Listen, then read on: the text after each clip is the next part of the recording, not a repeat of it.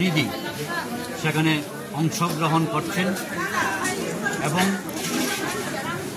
এই সম্মেলন উপলক্ষে ইতিমধ্যেই আমাদের পতাকা উত্তোলন এবং শহীদ স্মরণ কর্মসূচি সম্পন্ন হয়েছে।